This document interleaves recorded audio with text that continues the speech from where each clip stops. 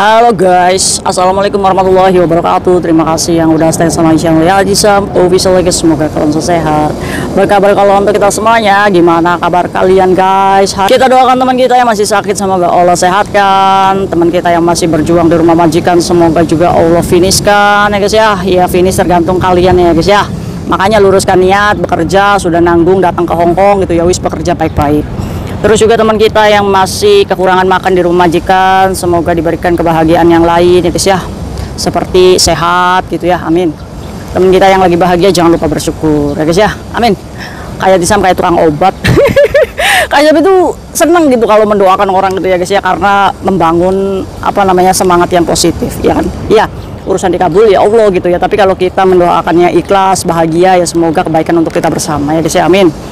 By the way, hari ini kayak Desam mungkin agak sedikit membawa kalian dalam cerita yang mungkin ini sangat mengenaskan sekali ya guys ya. Karena hati-hati nih buat kalian yang majikannya baik, yang mempertahankan kalian bertahun-tahun gitu ya guys ya. Jangan sampai kalian gagal mendapatkan long service ya karena kesalahan kalian sendiri, bahkan kalian di interminute tanpa uang tiket. Kok bisa kayak Desam? Tiket itu kan hak kita kayak Desam. Kayak Desam ini ngada-ngada. Oke guys, yuk, sebelum kalian pusing, kalian kayak bisa mau bawa dalam satu kisah. Nah, ini bisa menjadikan pembelajaran kita bersama. Kita sebut saja namanya Mbak Mentari. Wis, Mbak Mentari. Mbak Mentari ini bekerja di Hong Kong sudah cukup lama. Termasuknya 4 kontrak berjalan ya guys ya. Jadi 4 kontrak belum finish. Dia ini menjaga nenek aja di rumah dan majikannya itu baik. Nah, Mbak Mentari ini berhutang sama majikannya ini diawali karena dia mendapatkan tagihan dari Bank P. Awalnya itu dapat tagihan membengkak ya guys ya, karena belum bisa bayar bank. Akhirnya dia dibantu sama majikannya untuk meminjam gajinya dia. Awal mula majikan ini memberikan pinjaman ya gaji 1 bulan. Ketutup dong harusnya Bang P ya, maksudnya cicilannya itu kan pasti akan stabil lagi ya, kita tinggal atur gimana perjanjian bayar ke majikan ya guys ya. Nah, sampai di kontrak ketiga permasalahan uangnya ini tidak kunjung selesai, malah ditambah lagi guys. Telepon rumahnya ini diteror, ternyata yang teror ini Bang H. Waduh, inilah guys, kalau kita sudah hutang di satu bank ya, ini pasti akan mencari hutang nih alternatifnya di Bang H. Kalian harus tahu, Bang H ini memiliki debt collector yang naik ke rumah majikan. Nah, ini biasanya karena kemudahan hanya nggak ada CCSL ya guys ya, sehingga Bang H ini bisa memberikan pinjaman yang lumayan besar. Termasuknya diambil nih sama Mbak Mentari dan gagal bayar lagi guys. Ya, semua orang juga mengaku kalau sudah gagal bayar ini kan pasti akan ada alasan karena ditipu teman.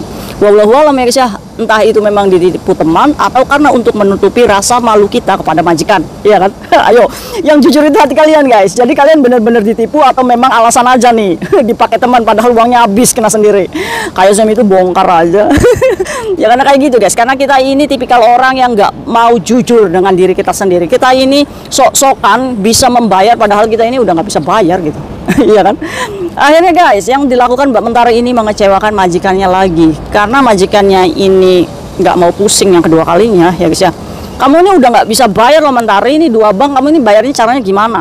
Akhirnya majikannya apa? Ya udah, saya lunasin nih yang Bang H ini. Kebetulan waktu itu cuma utangnya 11.000 guys. Akhirnya majikan ini memberikan cash kepada Bang H ya guys ya untuk lunas nih hutangnya Mbak Mentari. Harusnya dari sini Mbak Mentari bersyukur ya, majikannya kan udah mau melunasi bank satunya, sehingga dia hanya berkewajiban membayar bank P itu ya guys ya. Harusnya kan kontrak kedua itu kan selesai ya guys ya. Ya tapi kita ini geli aja kalau misalkan banknya mau lunas, renew lagi.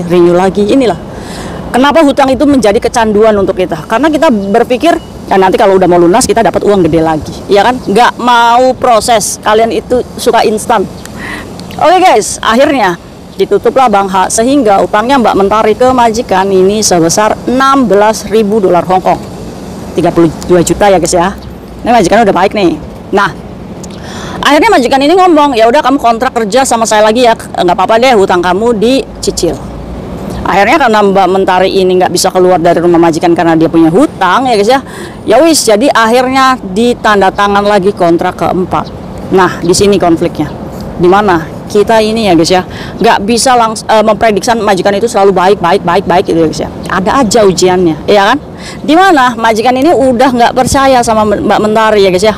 Nah, majikan ini ngerasa kalau misalkan uangnya ini kok hilang gitu, tapi dia nggak nuduh Mbak Mentari atau mempokingkan gitu ya guys ya. Hal yang pertama itu dia merasa bahwa uang saya kok 4.000 hilang, ya kan? Nah, dari situ ya guys ya, karena majikan ini apa namanya, di amplop ya uang itu ya, mungkin di apa namanya, ambil satu-satu ya, kita nggak tahu ya guys ya, kita nggak nuduh karena majikannya juga nggak berani nuduh Mbak Mentari. Itu mungkin karena majikannya merasa kesalahan sendiri karena kalau ngambil uang Maisung ya dari situ ya guys ya. Ini pengakuannya Mbak Mentari juga ya guys ya, karena majikannya itu sering melihat majikannya itu ya ngambil dari situ tuh yang nggak dihitung gitu ya guys ya. Ya kan, sekali lagi kejujuran ini hanya pada diri kita sendiri gitu ya guys ya, yang tahu kita sendiri kita ini mencuri atau enggak gitu. Nah, oke guys, singkat cerita, sudah 2 kali ini majikannya kehilangan 4.000 guys. Ya walau-walau ya guys ya, tapi majikannya itu nggak mempokingkan. Pada hari itu juga, pada malam itu, Mbak Mentari ini dipanggil sama majikannya untuk capye. Sakit hati ya guys ya. Iya dong, mau 4 tahun mau finish, ini disuruh capye. Majikannya udah nggak mau sama Mbak Mentari. Terus Kak, gimana hutangnya? Nah, akhirnya Mbak Mentari ini suruhlah ke agensi, pulang. Terus majikannya ngomong, nanti saya selesaikan dengan agensinya. Akhirnya pulanglah ke agensi. Ternyata agensinya pun tidak mau menerima di boarding guys. Alhasil apa? Mbak Mentari pada waktu itu duit cuma $300 guys di kantong. Akhirnya dia ini ngubungin kayak Tisam ya, untuk dicarikan majikan ya guys ya, dan tempat tinggal. Akhirnya datanglah ke salah satu agensi di mana dia masih ada milik guys, masih tanda tangan majikan. Nah, setelah itu guys, setelah tanda tangan harusnya dia ini menerima hak-haknya kan, ya kan? Nah, agensinya ini ngomong kalau misalkan kamu mau mengeklaim itu hak-hakmu seperti tiket pesawat, sisa gaji, long service ya guys ya, atau akomodasi ya guys ya, yang mendapatkan hak termination, ini harus diklaim dan harus kamu itu mengembalikan uang majikan terlebih dahulu. Galau dong kita ya guys. Ya, dari mana kita mendapatkan uang 16.000 membayar majikan hanya untuk mendapatkan tiket pesawat dan hak-hak kita? Ini artinya apa? Artinya Mbak Mentari tidak mendapatkan hak apapun karena dia masih memiliki persangkutan dengan majikannya guys. Terus gimana tentang agen yang sudah ditandatangani kontraknya? Nah, ini akhirnya nangis karena nggak bisa pulang untuk exit dari Hong Kong. Siapa yang mau bantu kalian guys? Sekarang kayak Tisam mau ngajak kalian berintrospeksi ya guys ya. Kalau sudah kejadiannya seperti ini, siapa yang mau nolong kalian? Apakah ada orang yang mau membelikan tiket pesawat kalian? Apakah ada orang yang mau menghutangi kalian untuk bisa pulang exit dari Hong Kong dulu supaya bisa dapat visa baru? Kecuali kalian merengek dengan keluarga yang di rumah untuk dikirimi rupiah untuk beli tiket sendiri. Inilah. Jadi kayak Tisam warning ke kalian yang memiliki hutang sama majikan, kalian harus standby uang rupiah atau setidaknya nabung untuk tiket pesawat kalian sendiri. Yang dikhawatirkan kayak Tisam ini kayak gini guys, kalian diusir dari rumah majikan, majikan mau memberikan hak kamu, tapi kamu harus bayar utangnya dulu. Dari mana kita bayar utang? Akhirnya kita nggak dapat tiket pesawat, ya kan? Itu karena kesalahan kita sendiri. Jadi itu udah bagian resiko kamu memberikan nomor telepon majikan, memberikan alamat majikan kepada bank, disabarin sekali 2 kali hanya karena kita mengabdi ke majikan itu bertahun-tahun. Ingat, kita ini orang lain di mata majikan kita, iya kan? Sudah dibantu sekali 2 kali walaupun majikan itu rasa nggak ikhlas ya guys ya. Ya tapi kan kesel juga ngelihat muka kita itu udah muak majikan. Saat kita diusir, ya kita nggak punya apa-apa guys, selain kita bisa menabung sendiri. Nah, ini kalau misalkan orang rumah kita punya uang untuk bantu kita tiket pesawat, kalau nggak punya gimana? Ayo bayangkan dari sekarang dulu sebelum terjadi nih sama kamu. Iya ya Kak Isam, berarti saya harus nabung tiket pesawat karena saya punya utang sama majikan 25.000. Ya jelas, berarti kamu setiap gajian harus menyisihkan nabung setidaknya $300. Ini untuk mengantisipasi supaya kalian itu kalau diusir sama majikan, kamu setidaknya punya tiket pesawat, tidak merepotkan orang lain gitu, ngerti nggak? Oke, terus Kak, Mbak Mentari gimana tiket pesawatnya ujung-ujungnya?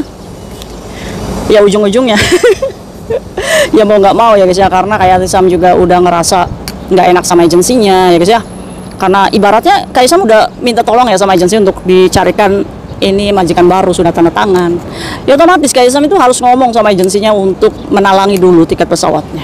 Ini kan beban moral Kak Isam ya guys ya.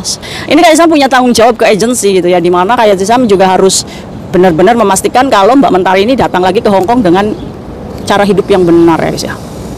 Itu ya, Mbak Mentari alhamdulillahnya masih ketemu Kak Isam ya guys ya. Nah kalian belum tentu gitu guys, ada yang nolong gitu. Jadi kalian harus mandiri mulai sekarang. Yang punya hutang sama bos, sisipkan nabung setidaknya untuk tiket pesawat kalian sendiri. Oke guys, mungkin itu aja sharing guys. Semoga teman-teman kita ini bisa menjadi lebih pintar supaya banyak nabung ya guys ya, dikurangi hutangnya. Kita bisa guys bangkit bersama. Oke, see you next video guys. Bye bye. Assalamualaikum warahmatullahi wabarakatuh.